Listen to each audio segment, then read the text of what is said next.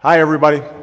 I'm so sorry I can't be there for tonight's celebration, but I want to take a minute to thank Reverend Al and the National Action Network for the work that you do to keep up the relentless march for change.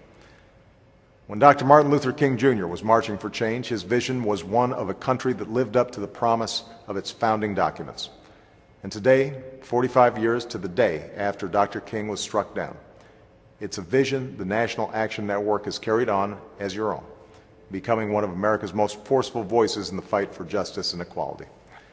But we've got a lot more work to do together, to create jobs, to fix our broken immigration system, to educate our kids and protect them from the horrors of gun violence, to inform families about what health care reform means for them and their economic security, to make sure that everyone has an equal chance to open the doors of opportunity and the courage and skills to walk through those doors.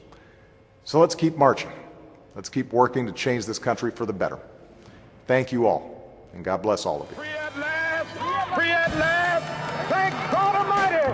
We are free at last! I'm Reverend Al Sharpton. And I'm Martin Luther King III. 50 years ago, my father and hundreds of thousands gathered on the March on Washington for jobs and justice. It's time to continue the work that began in 1963. On Saturday, August 24th, Martin III and I will lead a contingent of marches and demonstrations in Washington to continue the fight against violence and for jobs and today's issues that impact us. We must continue the dream. We ask that you join us on Saturday, August 24th at the Lincoln Memorial at 9 a.m. as we march to the King Monument. Join us as we stand together and demand that the promises be fulfilled and the dream be realized. For more information, go to www.nationalactionnetwork.net. I have a dream today.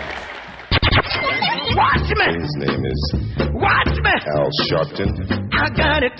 Hey! This morning from Philadelphia, where he's getting ready for the 50th anniversary of the March on Washington. Reverend Al, good morning. Good morning, Tom, and I'm here in the city of brotherly love.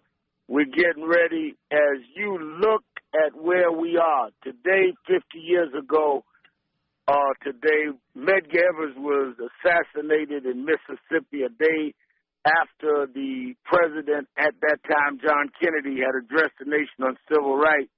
And Medgar Evers went home that night, was shot, and died the next day. We look 50 years later, and we still have inequality. The report has come out from HUD this morning that when it comes to showing homes and questions on finances, blacks still are treated in a discriminatory manner. That is why this August we're going back to Washington, not to commemorate the march, to continue the march. It's not a commemoration, it's a continuation. And we're glad to announce that you're coming, Tom, as one of the speakers. We're going to do the show from there that Friday. And we are calling on people all over the country that are concerned and upset about voting rights, that are concerned and upset about black unemployment is still that twice higher than anyone in the country, that are concerned about education. Meet us in Washington. The dream is not fulfilled. Martin Luther King III.